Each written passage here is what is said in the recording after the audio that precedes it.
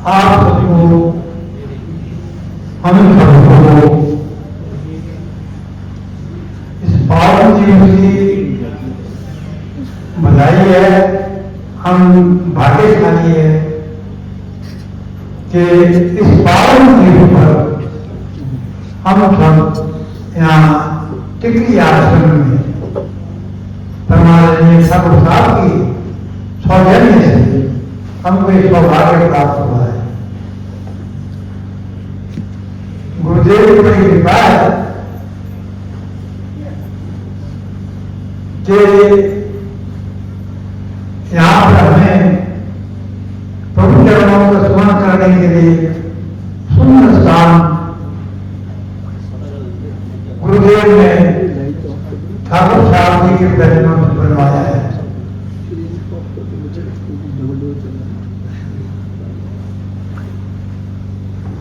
एक प्रश्न होता है कि जब हमारे अपने घरों में आश्रम है और फिर हमको क्यों ऐसे स्थान पाना पड़ता है जो निर्धारित है।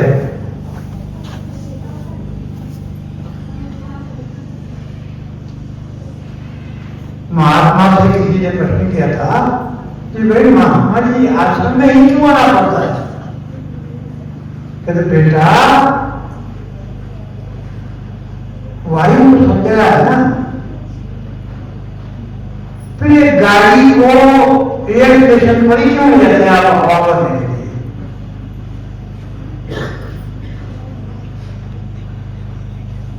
समझिए कि वहां कोई लोग लाभ मिल रहा है, गाड़ी को वायु की शक्ति मिल रही है, एयर मिल रही है, वो आम हवा में थोड़ी मिलेगी। तो ब्रह्म भी, ईश्वर भी, परमात्मा सब मिला बाहर की है, अंदर की है। गीता में जब अर्जुन ने पूछा कि प्रभु कि भाई आप ये बताओ, एक तो आपका स्वरूप है, कहीं पर आपने कुछ लिखा है उसकी शरण में जा, तो वो उसकी कौन है।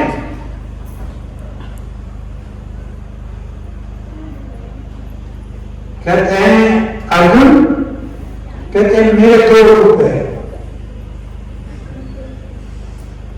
एक ऐसा रूप है जो सब जगह है, आपके अंदर भी है, संसार में भी है, जैसे आकाश है, घटाकाश भी है, चिदाकाश भी है, महाकाश भी है।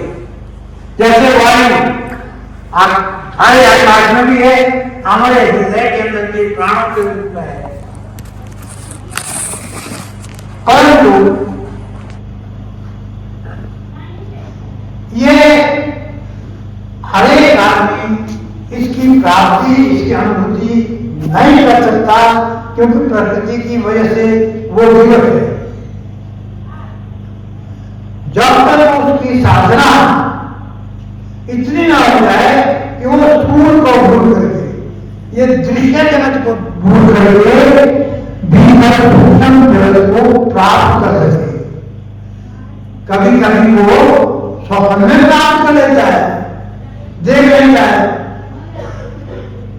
और वास्तव में जब जाता है तो देखता है ये तो वो कहां गए, वो लोग कहां गए, है ना। मैं तो खाना खाया, कहां था ये, कहां क्या है। तो वैसे ही उसको तो वास्तविकता में है, वो अंदर है। इसका मतलब स्वप्न में भी उसकी जो छाया है हम दिख रही है हमारे अनुभवों से। इसी प्रकार से योगियों को, साधना करने वालों को, गुरु कृपा से जिनको प्राप्त हो चुकी है सूक्ष्म दृष्टि, उनको दिखता है। जो संसार बाहर दिख रहा है वो भीतर ही दिख रहा है। इसलिए अर्जुन मेरे दो रूप है, एक प्रत्यक्ष रूप में प्रकट है, एक सूक्ष्म है। लेकिन 99% हम लोग ऐसे हैं जिनके अपोज सूक्ष्म तक नहीं है।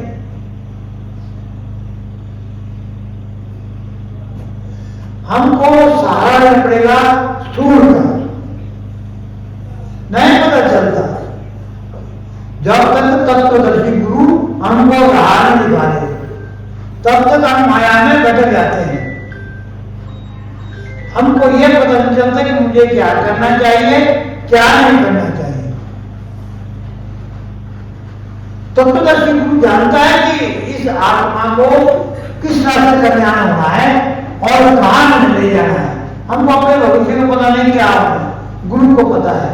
तत्वदर्शी गुरु जो आत्मज्ञान को प्राप्त हो चुका है, जो ईश्वर को प्राप्त कर चुका है, ईश्वरीय शक्तियां प्राप्त कर चुका है, वो गुरु जानते हैं।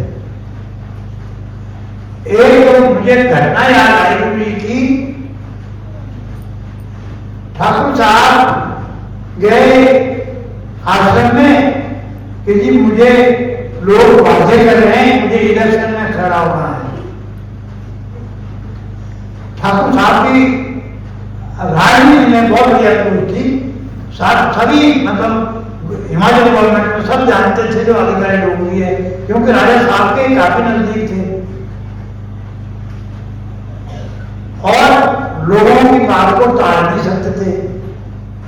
लेकिन गुरु ने कहा, ठाकुर साहब कहते हैं राजनीति और ये योग साधना दोनों विपरीत के अलग अलग है, बदली लोग नहीं मान रहे हैं। कहते कोई बात नहीं, मान देंगे लोग भी। जब बाद में रिजल्ट की बात ठाकुर साहब हार गए और गुरु जी के पास आशीर्वाद लेने के लिए गए। कह रहे यार मिठाई बांटो सब में। बोले क्यों? तो ठाकुर साहब कहते इलेक्शन आ गए। गुरु जी ने कहा आप भी समझ गए कि गुरु मुझे इधर नहीं कहीं और जगह ले जाना चाहते हैं, जहां पर इनके परिश्रम का, इनकी साधना का और हमको सबको लाभ होगा। राजनीति में तो सामने वाहवाही करेंगे, मालाएं डालेंगे, पीढ़ी के पीछे गाड़ी देंगे लोग, मेरा काम नहीं हुआ, मेरा नहीं हुआ, क्योंकि वह स्वार्थ से जुड़ी है। यहाँ परमार्थ से जुड़ी साधना है, नहीं पता चलता। आप अब्दुल कलाम जो राष्ट्रपति है थे, सॉरी अब नहीं है ना, जो मिसाइल मैन भी कहते हैं, विश्व के प्रसिद्ध आदमी है। वो इंटरव्यू देने गए और कायदा पायलट का, और उसमें उनको निकालने के बाद और कितना दुख हुआ, आत्महत्या के लिए 4 हो गए। प्रभु के पास रास्ते में एक महात्मा जी आए, उन्होंने उनको कहा प्रणाम महात्मा जी। अच्छा उन्होंने उनको पता था कि भाई चर्चित व्यक्ति थे कि भाई प्रतिवाद नहीं रह गए वो महात्मा लोग तो, कि बेटा कहते क्या बात है, कहाँ जा रहे हो? बस सच बताऊं कि महात्मा जी के जीवन को मैं बड़ा दुखी हो गया। क्या मैं इतना नाराज हूं कि पायलट की परीक्षा नहीं पास कर सकता?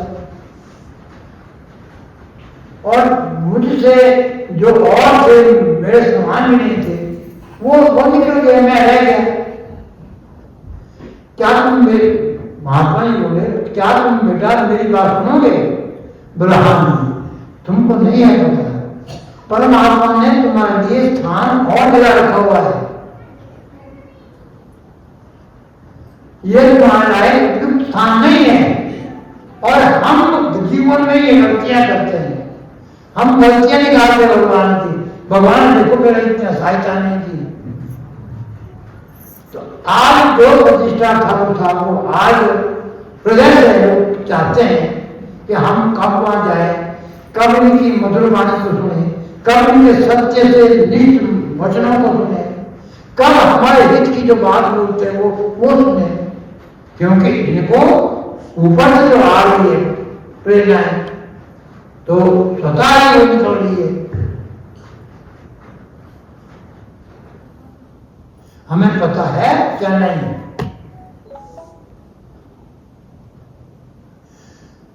तो ये इसका कहने का मतलब ये, परमात्मा क्या कर रहा है उसको श्रद्धावान व्यक्ति को कहते परमात्मा पर छोड़ देना चाहिए। गुरु माता जी का आज जन्मोत्सव पर मुझे याद आता है कि गुरु माता जी अगर नहीं होते तो हमको गुरु तत्व में, गुरुदेव में जो शक्तियां थी, क्योंकि जब तक गुरु की शक्तियों का, गुरु के अस्तित्व का पता नहीं लगता, जब तक कोई बताने वाला है, तो गुरु माता जी ने बहुत सारे ऐसे बताए जो आपने सुने। एक दिन कह रहे थे गुरु जी डांटते थे बंद कर देने को कि माता जी ने तो करा भाषण शुरू कर दिया है, नहीं जो मना कर दे। लेकिन वो थे, उनके दिले में जो है ना अपने शक्ति थी, बात स्पष्टवादी थी माता जी। बड़ा मैं एक दिन कहते हैं 11 बज गए, जब तक वो पूजा करके वापस नहीं आते थे तब तक मैं खाना नहीं खाती थी। रात को 11 बज गए, मैं गई तो उसमें का दरवाजा खोला, उस दिन कहते बाकी कुंडी लगी होती थी, उस दिन कुंडी खुली नहीं थी, खुला देखा वो थे ही नहीं। कहाँ गए कपूर जी, कहाँ गए? देखा स्निंग में लगे हुए थे, साधना में बैठे थे, ऊपर समाधि में ऊपर लगे हुए थे स्निंग में गुरु जी।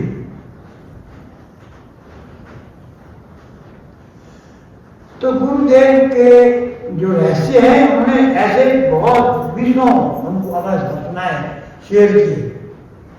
उससे क्या रहा, हमको अपने गुरुदेव के प्रति श्रद्धा हो गई।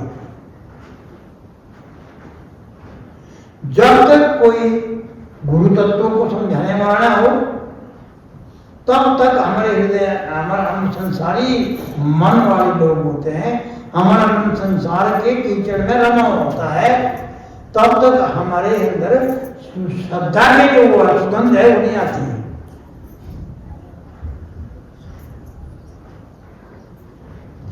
तो शास्त्रानुसार की बातें मुझे बता रहे, जो धर्मसार बता रहे हैं नहीं बता रहे, वो जो लिखा हुआ है, जो पढ़ा हुआ है, जो गुरु के चरणों में बैठ के सुना है, वही तो हम बता रहे हैं।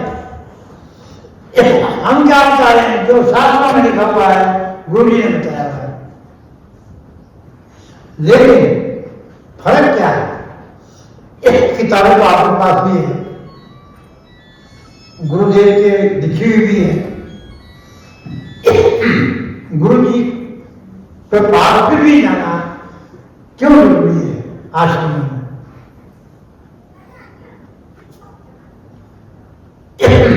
एक दफा एक वृद्ध आदमी गुरु जी के पास चला गया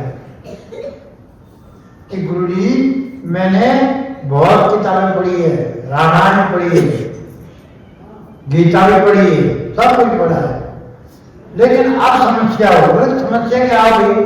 किताबें याद नहीं है। बोलो किसके लिए पढ़ी आपने, क्या जानना चाहते, क्यों पढ़ी है, वो कार्टून से प्राप्त क्या करता है? तो ईश्वर प्राप्ति है, ईश्वर आत्मा का ज्ञान। बोला आपको पता है कि आत्मा और ईश्वर के बारे में ही वहां पर लिखा हुआ है? बोला हाँ। इतना ही पता करना है। बोलो तो बैठ सोच आत्मा और परमात्मा के बारे में चिंतन करते जाओ, बाकी क्या है? एक दिन मन जो है फंस जाएगा, वहां संसार को तोड़ देगा, है ना, वो चिपक जाएगा परमात्मा में और आत्मा में। साधना तो गुरु जब डायरेक्ट करता है समझ में आ जाती बात, नहीं तो हाँ यस्यामस्ति स्वयं प्रज्ञा शास्त्रम तस्य करोति किम लोकना धर्महीनस्य धर्म किम करिष्यति। अगर अंधा हूं मैं और मेरे सामने शीशे रख देखो नहीं अपना मुंह शीशे में, अधिक है किस काम का है शिक्षा? ऐसे इसकी बुद्धि नहीं है, शास्त्र से निचोड़ नहीं निकाल सकते, रखते रहो गीता को सारे मन में, तब तो ज्ञान तो गुरु ने देना है। पूज रे भगवत गीता गंगा जल बैठ को गीता, तब तो बिना आपको रह मन में मुक्ति मिले ना 100 जन्मों में। मुक्ति तो आपको तत्वदर्शी को देगा।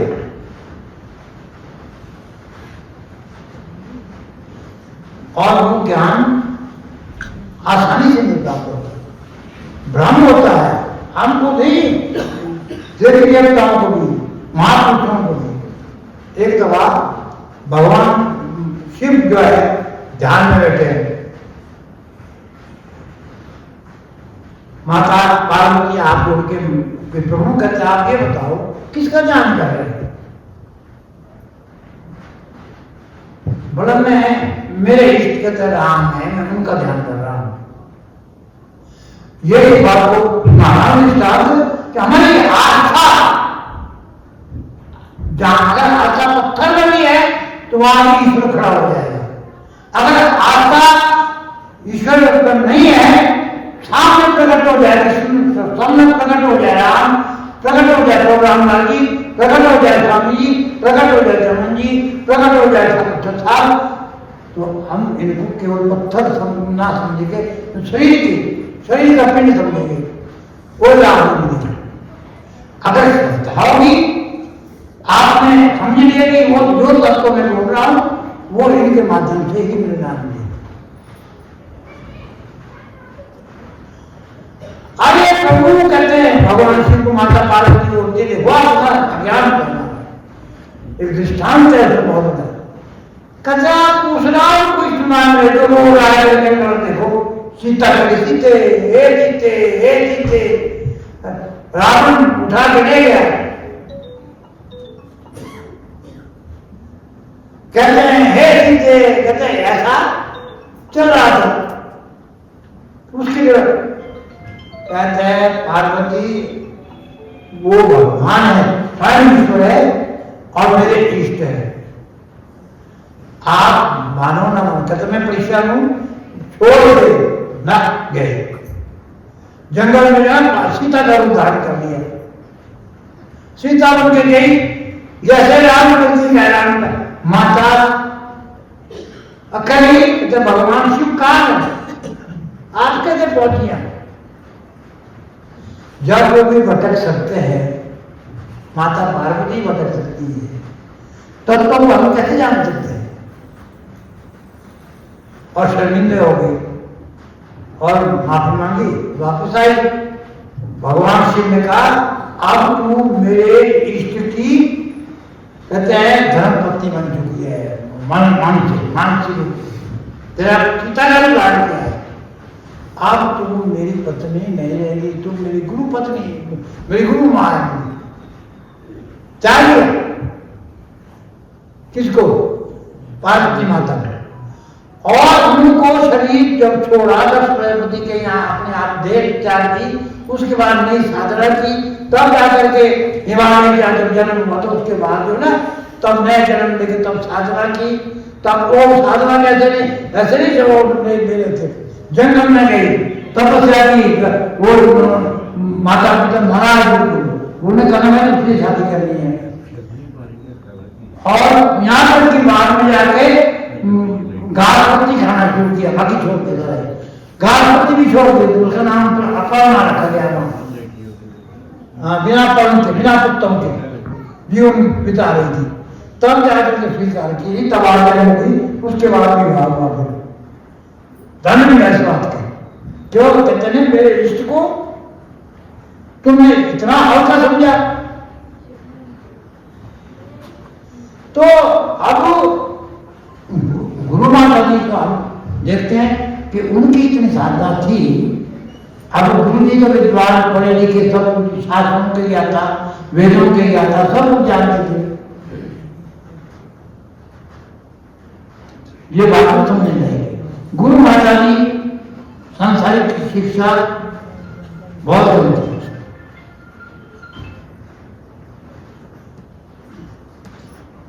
लेकिन उनके पास जो दिव्य अनुभव थे वो कहते हैं वो थे।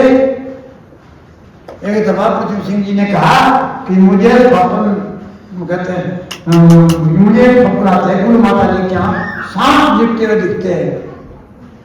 गुरु जी ने मुस्कुराते कहा ऐसा है गुरु माता जी की उन्होंने जागे प्रदेश नहीं जा रही छात्र से बोल रहे बोला मेरी तो नहीं जाती है गुरु माता जी की कुंडली शक्ति जा चुकी है।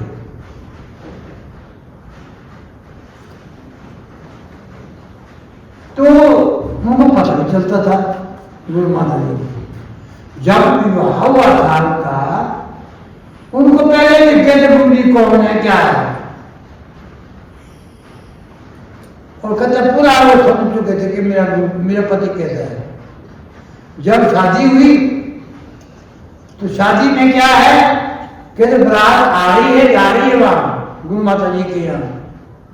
गुरु जी पहले सारे सिंपल पहले नहीं लगे पहले पहुंच गए बारात से पहले वहां बस कहते बारात कहाँ बारात पीछे आ गई है दुल्हन साथ बारात के साथ गुरु जी की साधना होगा ही देखे थी। और ये बातें हमको गुरु माता जी के माध्यम से मिली है और उससे कलाम हमको गुरु के प्रति श्रद्धा बढ़ी हमारी कि हमारा गुरु पहुंचे हुआ ब्रह्म है। एक दफा हम विशाल गए थे वहां गुरु जी की बड़ी बहन है बड़ी है शायद हाँ बड़ी बहन है छोटी शायद हाँ छोटी है सॉरी। बोला ऐसा है कि जब मैं अपनी कहानी सुनाऊं बोला मैं तीसरी में बोले भैया के साथ कोई शायद ऐसा बोल रही थी आप ही थे हाँ तो बोला कहते हैं भैया कहते हैं पूजा कर ली पहले से पिताजी बोले कहते उस पंडित को बोला लेट हो गए। गुरु जी के लिए कहते भैया के लिए वो बोलते पंडित कपूर है ना कहते पंडित बोलते लेके पूजा करते रहते बोला पंडित की तरह दौड़ी गई मैं पर भैया देखो वो ऊपर लगे सीलिंग में तब बहन की तीसरी में होते सातवीं में जब पढ़े गए पीछे पीछे दिखता हो तो भैया कहते दे थप्पड़ कहते मेरे को तू तेरा भैया पागल गए बुला तो क्या देखती है आज गए बात वो नीचे बन मेरे कहते मेरी आंखों में भ्रम हो गया और क्या हो गया कि वो अकेली हो बोला आप उस सच्चाई को कहते आज पता लग रहा है जब आप लोगों को आने से आप लोगों को सुनने से उनकी महानता को आप पता लग रहा है कि इतने गुप्त थे। योगी जो है बहुत गुप्त होता है। एक गुरु जी से बात हो रही थी हमारी कि गुरु जी मैंने कहा विनोबा भावे का जो भाई है बाल कबीर भावे योग दर्शन है कि योग दर्शन गीता उसमें 4 पाद है। पहला है समाधि पाद दूसरा है साधन पाद और तीसरा है विभूति पाद चौथा केवल्य पाद।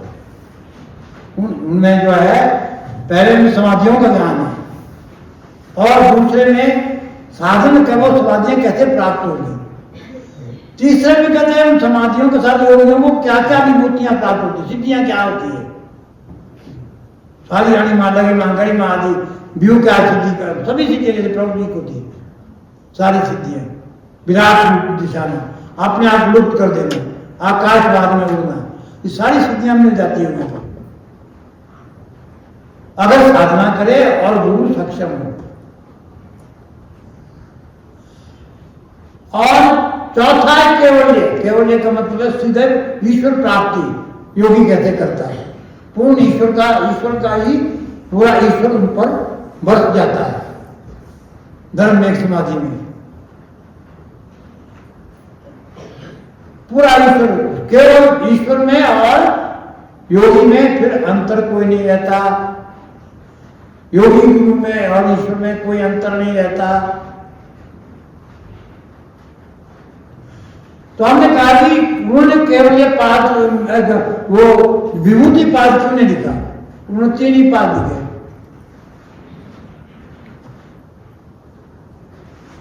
वो बोलते थे कि विभूति पाद लिखने से योगी का दिमाग खराब होता है, वो सिद्धियों के पीछे पड़ जाएगा, चमत्कारों के पीछे। योगी कहता है हाँ बारिश होगी, बारिश होगी, निर्मल कर दो, निर्मल कर दो, निर्मल। प्रकृति दासी बन जाती है योगी की। योगी मालिक होता है, सृष्टि का मालिक होता है योगी, क्योंकि सारी शक्तियां ईश्वर की प्राप्त कर चुका है, प्रकृति पर विजय प्राप्त कर चुका है। अष्टधातु की प्रकृति है, भूमि रात्रि वायु खम नाम बुद्धि जो अहंकार में अष्टा प्रकृति रचना 8 प्रकार की जो प्रकृति है, ये अपरा है, परा प्रकृति जीव होता सनातन, वो अलग है।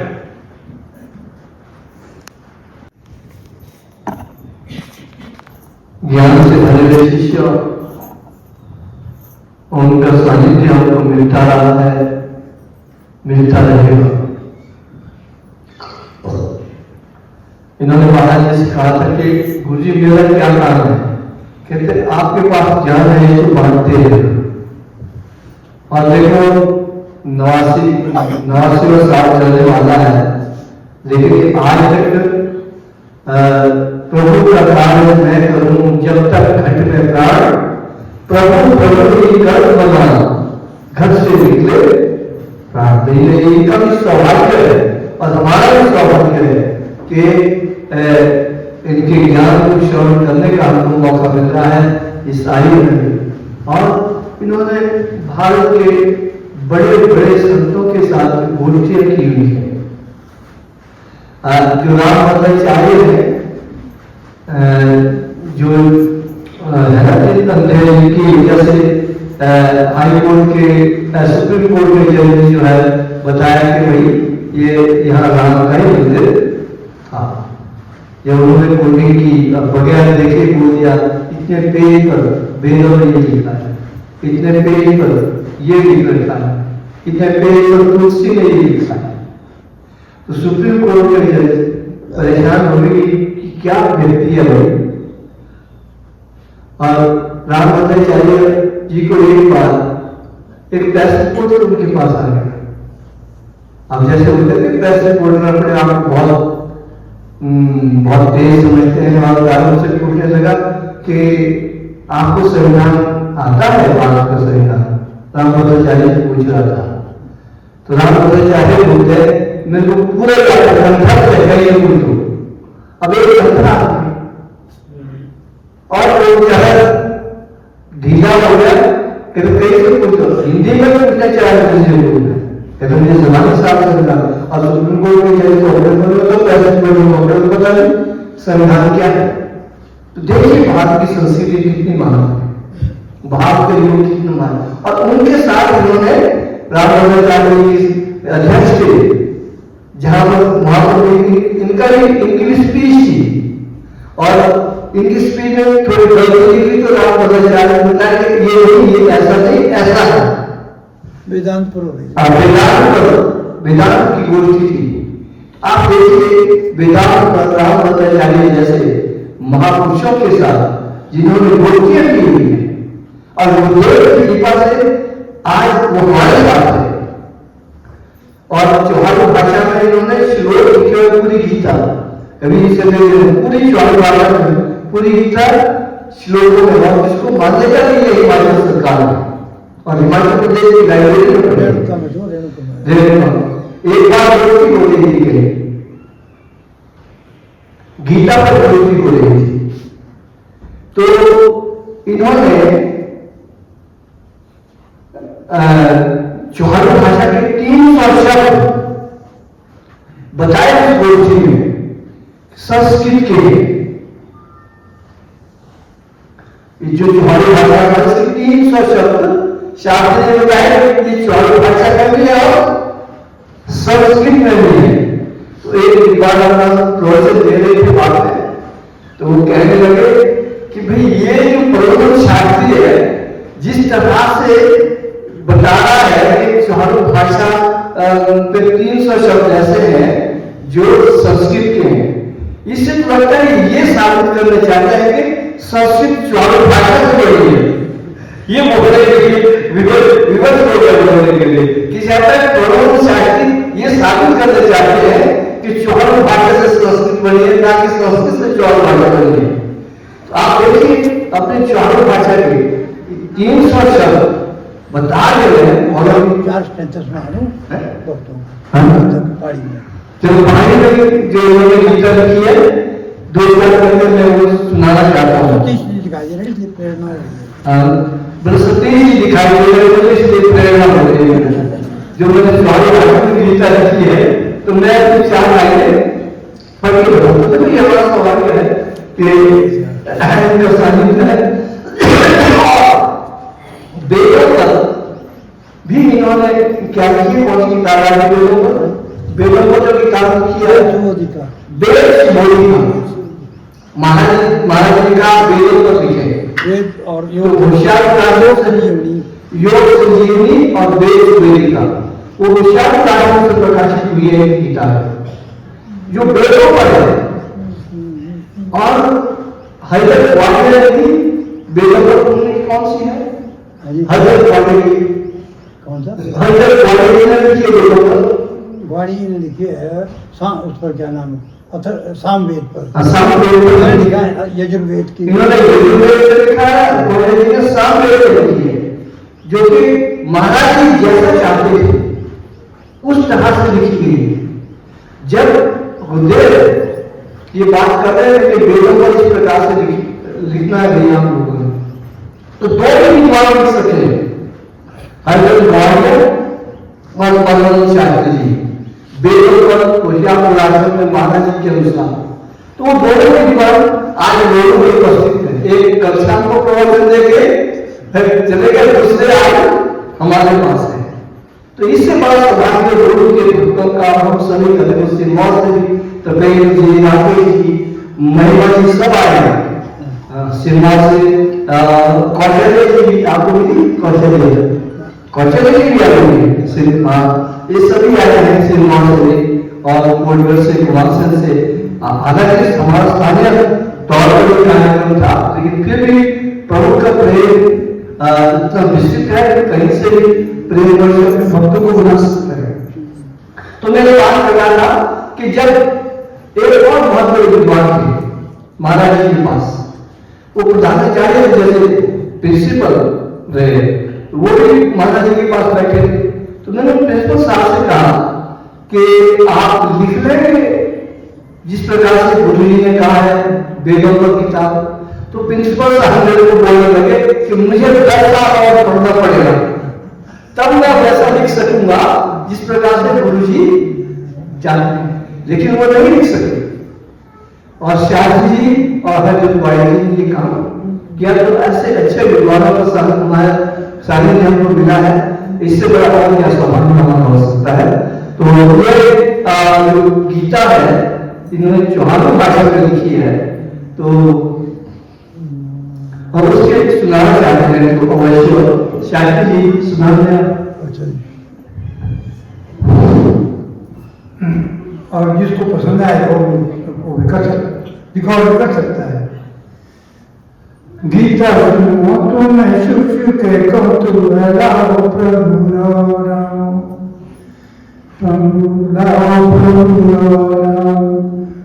सुने लिया कुंती बेटे हलाए प्रभु राम आधा दुनिया खोजियो शरणे मुने लोभुनाम हरे लिया कुंती बेटे मुने लोभुनाम पाए मोदियो गुरु विदिया दे दुनियाता पिता रानी दे पाड़िए नाटिए मेरो पूर्ण सता मेरे गुरुआ कृष्ण लाला मेरे पूर्ण सता करू बंधुना कृष्ण दिए किया सुना रे साथी अरे कुटी रे बेटे साथी है अरे सुना रे साथी पांडु मोरू सांबो सांबो कुरुक्षेत्र माटी पांडु मोरू सांबो सांबो कुरुक्षेत्र माटी सोभी संगे पिचड़े पिचड़ा आगे मोरुदेर में आगे मोरुदेर में तू बेटे आगे मोरुदेर में सुने मेरिया उमती बेटे आगे मोरुदेर में वो उमती बेटे देखी अपने समय देखी अपने जोड़ी पांडुआ देखी अपने रमे माया मोह तोड़ियो कामियो बोला कृष्ण संगे बोला कृष्ण संगे कृष्ण बोला कृष्ण संगे साधु को लागल है लूना संगे साधु को लागल है लूना संगे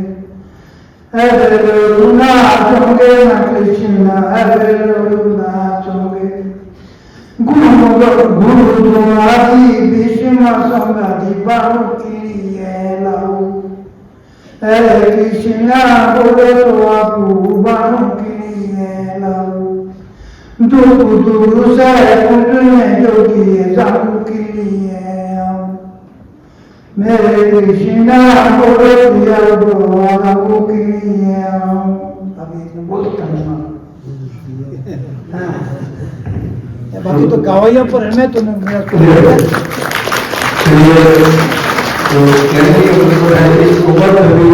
ये गा के सुना रहे हैं अपने द्वारा लिखी हुई किताब को पूरा ज्ञान है, पूरा इकट्ठा कर ज्ञान है।